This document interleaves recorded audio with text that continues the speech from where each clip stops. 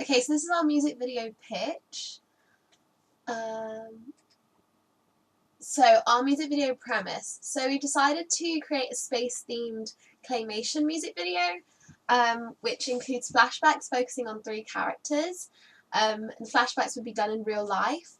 So we decided to do this as it's a fun take on an otherwise quite serious song. And we decided to use disjuncture to fit with the genre bending aspect of our genre, as this is a no genre type of genre where you're free to be able to kind of create whatever music video and whatever digipack that you'd like.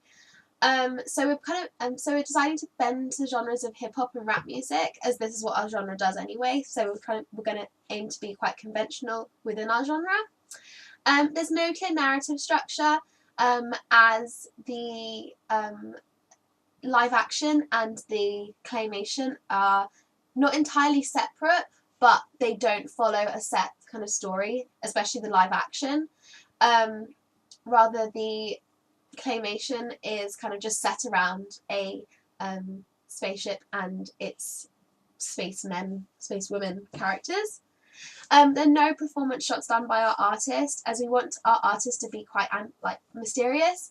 And we've decided to kind of, again, use disjuncture to convey a story rather than just a performance music video. And all the acting will be done in our clay characters. And again, we're going to use some editing and time with the music to kind of fit within our genre. So here's a song. Are you get it? Are you get it? You're the one up in my phone. I be up late chatting and directing, straight macking with all these other people. I'm sorry, especially up round 2 or 3 or 4. Especially up round 2 or 3 or 4. Be asking for round 2 or 3 or 4. Maybe I don't know what to do for me or more. I'm sorry.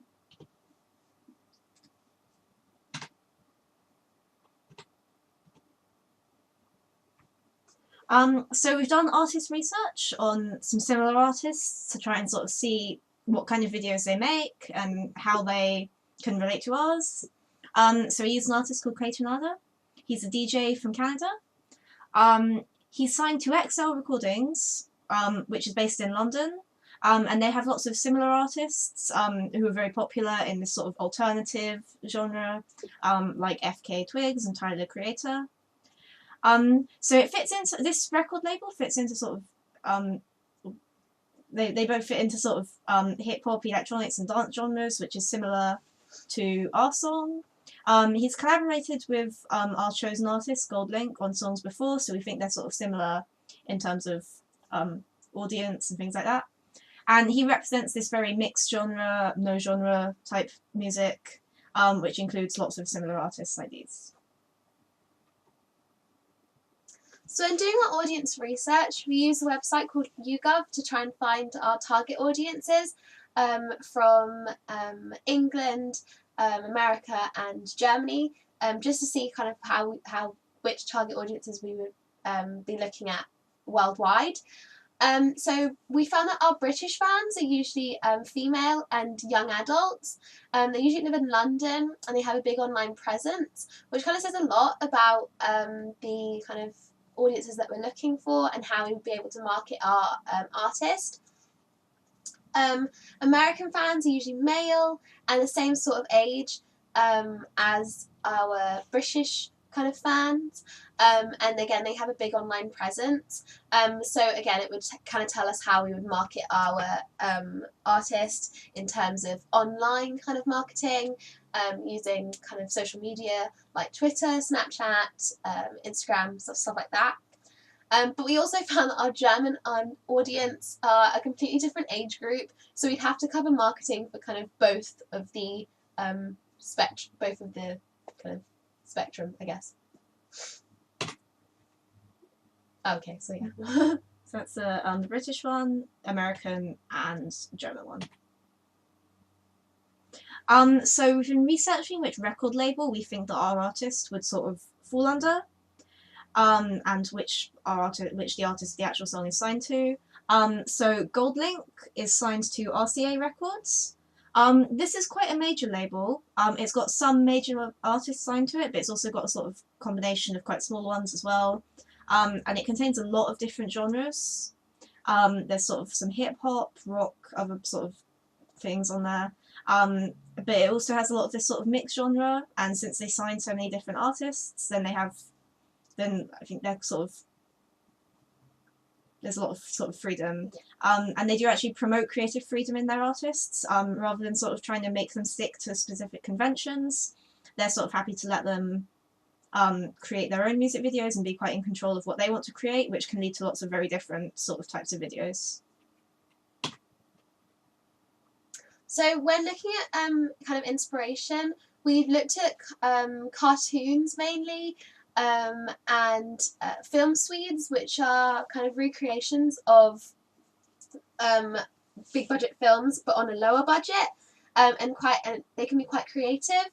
So we also looked at Logic, The Incredible True Story album cover, because that was space themed, and the kind of art base of the album cover related to how we want to make our music video.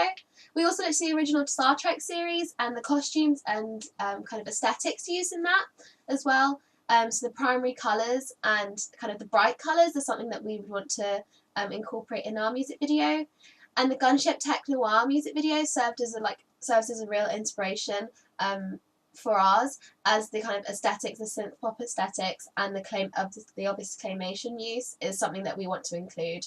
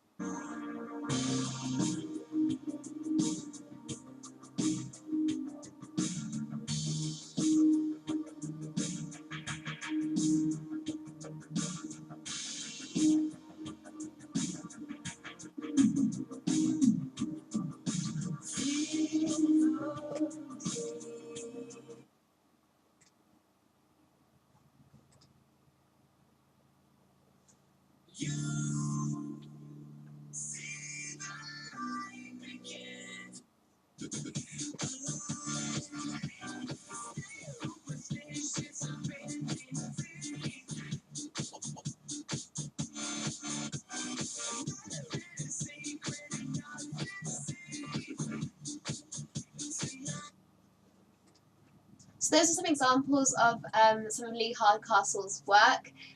Definitely the kind of claymation kind of inspired us. But yeah. Yeah. So in terms of our set, we've sort of been, again, we've had lots of different inspirations for how we'll base it, what we'll base it on. So we've decided we're going to use a structure made out of Lego and cover it in like plasticine and paint it where it's needed, in order to sort of create this kind of, Solid structure. Yeah, solid structure, yeah. We're going to close it off in order to sort of allow us to shoot from different directions, so that we won't have to worry about whether something's showing through from behind. But the front will be sort of opened up to allow camera movement, to sort of allow us to place the camera in different places so we can film from different angles, and to just to make sure that we can show off as much to set as possible to really make sort of a believable atmosphere. As we were inspired by the early Star Trek set, we'd like to sort of create a sort of window area at the front, which we can use to sort of show that they're in space in a way. We're planning on making a sort of hole in the front of the set and like use a phone or something to show images of space on in order to sort of solidify their location. This is going to be the central area for all of our claymation scenes, since it sort of fits in with our themes of isolation. By keeping them in a sort of small area, it shows that that's where they are and that's sort of, they're trapped there almost. We're also planning on using a 2D spaceship in an opening shot, similar to this shot from Futurama.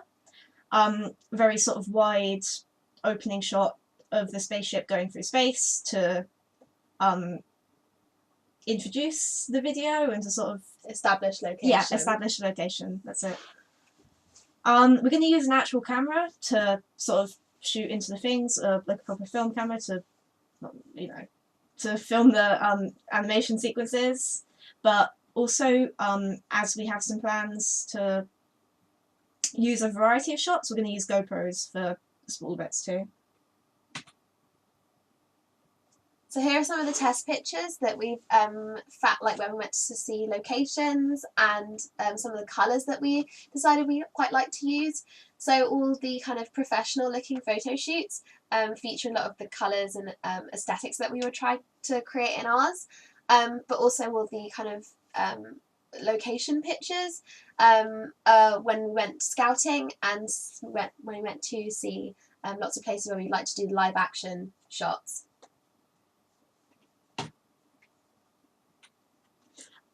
So in terms of locations we're going to use, the claymation set we're going to build in one central location at Lauren's house so that we can sort of revisit it and reshoot anything that we might need and make sure we can make sure that it doesn't move, so that all the shots will be similar and the continuity stays the same.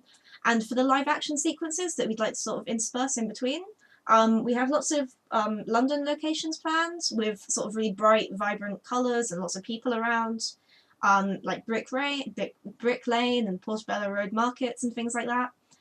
And since we'd like to have a real focus on the people, we're also going to go to sort of other places that you go to with friends, like coffee shops and other small places, just to show the sort of atmosphere of like just human interaction that we'd like to put in.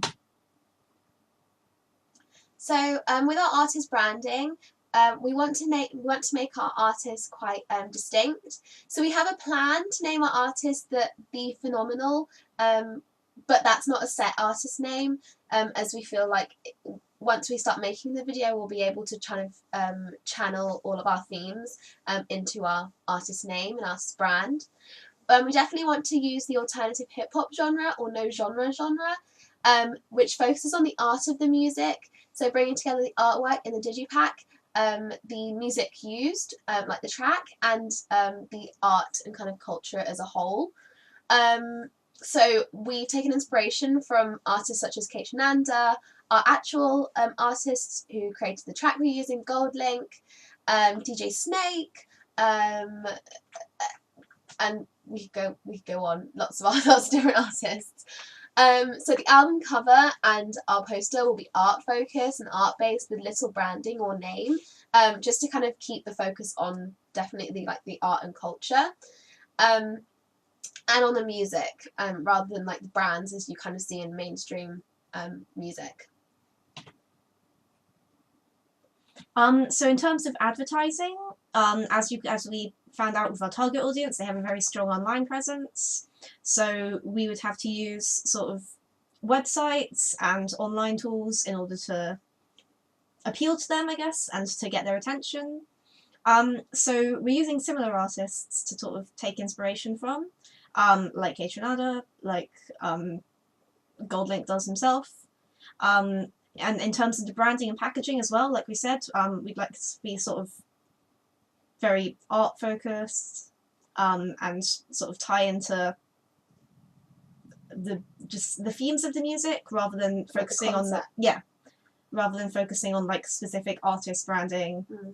And in order to reach our online young audience, we would advertise on social media, since they are heavy users of that, and also in magazines that they read, like culture magazines such as Fader, Wonderland and Vice, which are very popular with that sort of young target audience.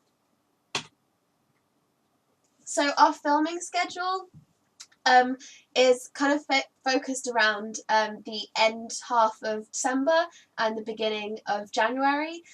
We have taken into account that our claymation scenes are going to take quite a bit of time to film, as it is stop-start animation. So we decided to use like the whole kind of day to be able to do that, but also weekends to be able to do the live action filming, where we'd go to locations and just have like a kind of day out really where we just film.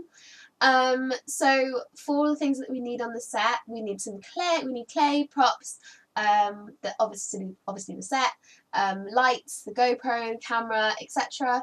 But this will all be filmed at my house, so it's not like the location's going to be changing anywhere, unlike the live action filming. So we've completed a risk assessment just in order to make sure that our filming goes as smoothly as possible and is successful. So one of the risks that we've identified is going out in public with expensive equipment like the GoPros and the cameras. That's, makes you a target.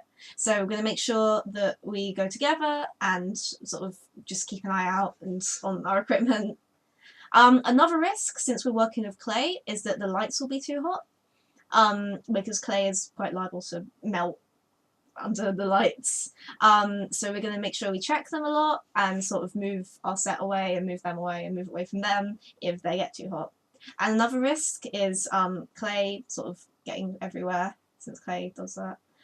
So we're going to make sure we've put some sheets down and make sure it's protective and just make sure we're sort of careful with it when we're making it. Okay, and that's it.